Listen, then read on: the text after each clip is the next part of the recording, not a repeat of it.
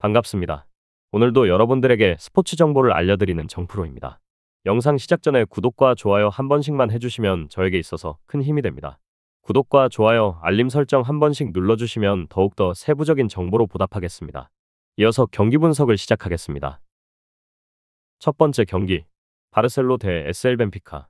바르셀로나는 최근 16경기 무패를 기록하며 강한 흐름을 이어가고 있습니다. 1차전에서는 10명으로 싸우며 1대0 승리를 거두었고 하피냐와 슈체스니의 활약이 돋보였습니다. 팀의 핵심 공격수인 로베르트 레반도프스키는 부상에서 회복 중이며 이번 경기에서 선발 출전할 가능성이 높습니다. 중원에 대해 용과 페드리는 중요한 역할을 맡고 있으며 하피냐와 올모가 벤피카의 중원을 압박할 것입니다. 수비에서는 아라우호와 마르티네스가 중심이 되어 상대의 공격을 차단할 준비를 하고 있습니다. 바르셀로나는 홈에서 강한 모습을 보이며 벤피카와의 최근 맞대결에서 4경기 연속 무패 2승 2무를 기록하고 있습니다. 벤피카는 1차전에서 0대1로 패하며 원정에서 어려움을 겪었습니다.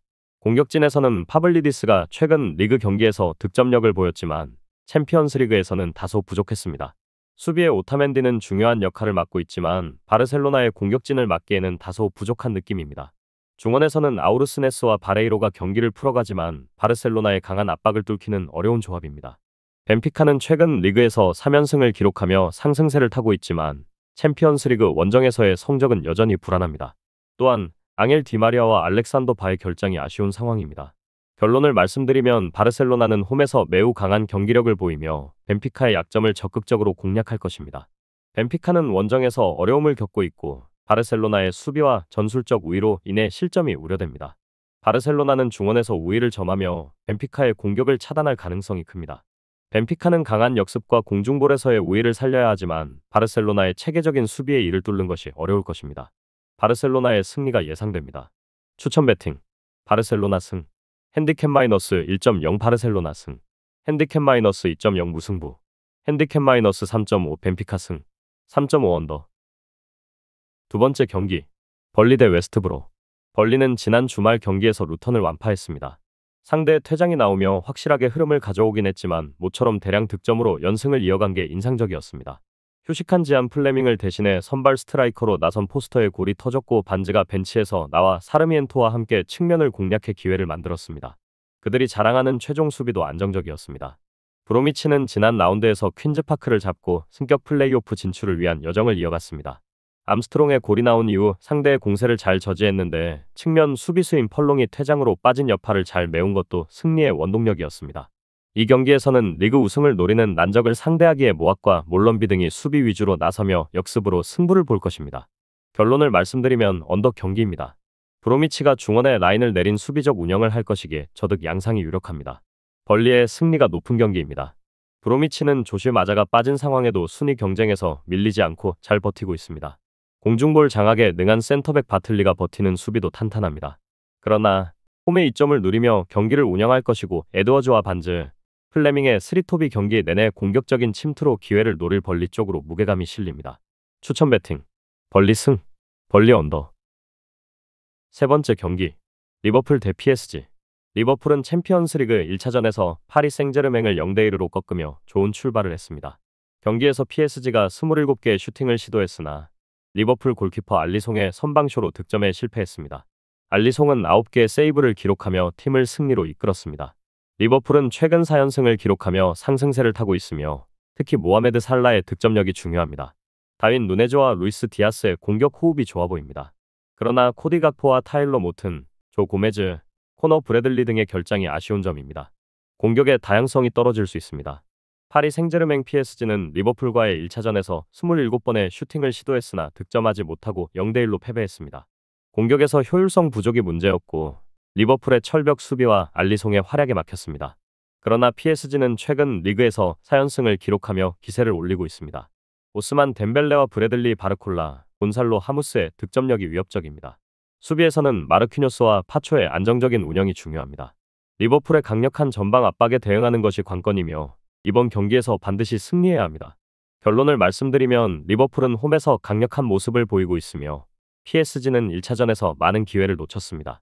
알리송의 선방쇼와 리버풀의 전방 압박은 PSG에게 부담을 주었으며 이번에도 리버풀의 홈 경기력이 우세할 가능성이 큽니다. PSG는 공격에서 많은 기회를 만들었지만 효율성에서 문제를 겪었습니다. 리버풀은 살라와 누네즈의 득점력에 의존할 수 있습니다. 리버풀 승리가 예상됩니다. 추천 배팅. 리버풀 승. 핸디캡 마이너스 1.0 무승부. 2.5 언더. 네 번째 경기. 인테르 대 페에노르. 인터 밀란은 챔피언스리그 1차전에서 페에노르트를 2대 0으로 제압하며 유리한 고지를 점했습니다. 특히 마르쿠스 튀람과 라우타로 마르티네즈의 득점이 승리에 큰 기여를 했고, 마르티네즈는 챔피언스리그 통산 18골을 기록하며 클럽의 역사상 최고의 득점자로 자리매김했습니다. 팀은 최근 9경기 중 1패에 그쳤고, 수비진은 단 한 골만 실점하는 철벽 방어를 펼쳤습니다. 최근 리그에서 5경기 연승을 기록하며 좋은 컨디션을 유지 중입니다. 다만 마테오 다르미안, 페데리코 디마르코, 니콜라 잘레브스키의 부상으로 측면 수비에 문제가 생겼으나 아우구스토의 출전으로 이를 보완할 수 있습니다. 페에노르트는 챔피언스리그 1차전에서 0대2로 패배하며 불리한 상황에 처했습니다. 최근 수비와 공격에서 불안정한 모습을 보였고 원정 성적도 좋지 않습니다. 트라우너와 수비의 핵심 선수들이 결장 중이며 공격진에서는 줄리안 카란자와 이고르 파이샤오가 득점 기회를 만들어내야 합니다. 그러나 최근 8경기 중 3패를 기록하며 경기력이 불안정하고 원정에서 7경기 연속 승리가 없다는 점은 큰 불안 요소입니다. 이번 경기에서 반격을 시도할 수 있겠지만 수비와 공격에서의 문제가 해결되지 않으면 어려운 경기가 될 것입니다. 결론을 말씀드리면 인터 밀란은 최근 매우 안정적인 수비와 공격 전개로 홈 경기에서 우위를 점할 가능성이 큽니다. 페에노르트는 원정에서 성적이 부진하고 수비와 공격에서 모두 문제를 보이고 있어 이 경기를 쉽게 승리하기 어려울 것입니다. 인터 밀란은 2점 차 이상의 승리를 거둘 가능성이 높고 득점이 많을 것으로 예상됩니다. 추천 배팅. 인터 밀란 승. 핸디캡 마이너스 1.0 밀란 승. 핸디캡 마이너스 3.5 페에노르트 승. 2.5 오버. 다섯 번째 경기. 레버쿠젠 대 바이에른 뮌헨. 레버쿠젠하고 바이에른 뮌헨은 직전 맞대결에서 바이에른 뮌헨이 3대 0으로 승리를 거둔 상황입니다. 전반전은 팽팽하게 경기 양상이 진행되긴 했지만 후반전 62분경에 레버쿠젠의 주전 풀백 무키엘레가 경고 누적으로 퇴장당하면서부터 레버쿠젠이 급격하게 밀리기 시작한 것입니다. 그렇기 때문에 레버쿠젠은 직전 경기의 패배를 서력하기 위해 전체적인 수비 조직을 올리고 공격지향적인 전략을 선보일 전략입니다. 하지만 그렇게 된다면 뮌헨의 발빠른 공격수 코망하고 무시알라에게 그대로 넓은 수비 뒷공간 침투를 허용하게 될 수 있는 불안 요소가 존재합니다. 마침 발빠른 공격수 코망하고 무시알라는 라인 브레이킹에 특화되어 있는 플레이 스타일을 지니고 있기 때문에 오프사이드 트랩을 절묘하게 빠져나가면서 VAR을 돌려받자 주심이 빼도 박도 못하고 골을 선언할 수 있게 득점 상황을 연출시킬 것으로 예상됩니다. 그만큼 레버쿠젠의 수비진들은 오늘 수비 뒷공간에 치명적인 불안 요소를 지니고 있다는 것입니다. 결론을 말씀드리면 오늘 레버쿠젠의 수비진들이 뮌헨의 공격진들에게 수비 뒷공간 침투를 허용하며 무너질 가능성이 높은 경기라 판단됩니다. 마지막으로 직전 경기에서 퇴장당한 주전 풀백 무키엘레가 퇴장 징계로 결장한다는 것을 명심해야 합니다. 이 경기는 원정팀의 우세 속에서 오버 가능성을 주목해 볼 필요가 있습니다. 추천 배팅. 레버쿠젠 패. 핸디패. 오버 추천. 여섯 번째 경기. 광주FC 대 비셀고베. 광주FC하고 비셀고베는 직전 경기 맞대결에서 비셀고베가 2대 0으로 여유롭게 승리를 거둔 상황입니다. 광주는 직전 경기의 패배를 서력하기 위해서 반드시 승리가 필요한 절실한 상황입니다. 그렇기 때문에 이정효 감독은 광주 선수들에게 경기 도중에 강도 높은 전방 압박을 통해서 굉장히 공격적인 컨셉으로 경기를 풀어나가는 전술을 적극적으로 지시할 가능성이 높아 보입니다. 하지만 전체적인 최종 수비 라인을 너무 높은 위치까지 전진시켜서 상대 선수들을 전방 압박하다 보니 비교적 수비 뒷공간 넓게 형성되면서 오히려 그 수비 뒷공간을 발빠른 상대 공격수들에게 침투를 허용하게 되는 카운터 어택을 얻어맞는 경우가 경기 도중에 발생될 우려가 존재합니다.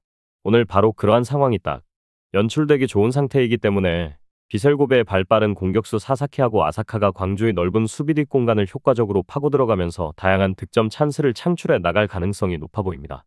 그리고 비셀고베는 기가 막히게 인프런트로 직접 프리킥을 감아 때릴 수 있는 등번호 18번 이대를 보유하고 있기 때문에 페널티박스 근처에서 직접 프리킥 찬스를 얻어낼 때마다 위협적인 인프런트킥을 통해 상대의 골망을 흔들 가능성이 높아 보입니다.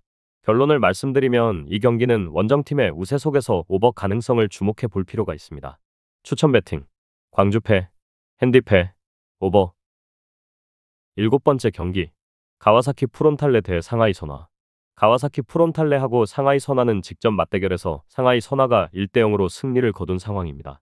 그렇기 때문에 가와사키 입장에서는 직전 경기의 패배를 만회하기 위해서 선수들이 동기부여, 충만한 심리 상태를 유지하며 경기에 투입될 공산이 커 보입니다. 그리고 최근까지 진행된 가와사키의 풀타임 경기력을 다각도로 분석해본 결과 가와사키의 중앙 미드필더 와키자카가 최후방 수비라인하고 최전방 공격 라인 사이 공간에서 전형적인 박스투박스 움직임을 선보이면서 전방 공격수 야마다에게 결정적인 어시스트를 공급해주는 공격 패턴을 선보일 것으로 보이는데, 이러한 가와사키의 공격 루트를 원정팀 상하이 선화의 수비진들이 페널티 박스 주변 지역에서 제대로 막아낼 수 있을지 의문입니다. 특히 원정팀 상하이 선화 선수들은 박스투박스 빌드업 전술을 메인 전략으로 활용하는 팀들에게 그동안 약한 면모를 보여왔기 때문에 오늘 경기에서도 전술 상성적으로 불안한 모습을 노출하며 그대로 무너질 가능성이 높은 매치업이라 판단됩니다. 그리고 후반전 결정적 승부처 타이밍에 기가 막히게 교체 타이밍을 잡아서 교체 카드를 활용하는 일본팀 가와사키 벤치의 전술 전략이 더 돋보일 수밖에 없는 매치업이라 판단됩니다. 결론을 말씀드리면 이 경기는 너무 어렵게 생각할 것 없이 홈팀의 우세 속에서 언더 가능성을 주목해 볼 필요가 있습니다. 추천 배팅 가와사키 승, 핸디 승, 언더. 저의 영상이 조금이나 도움이 되셨다면 구독 한번 부탁드립니다. 세부적인 조합픽과 정보들이 궁금하시면 단체 정보방 입장을 추천드립니다. 정보방에서 수많은 정보들이 공유가 되고 있습니다. 참여 방법은 영상 댓글창 확인 부탁드리며 저는 다음 영상에서 인사드리겠습니다. 시청해주셔서 감사합니다.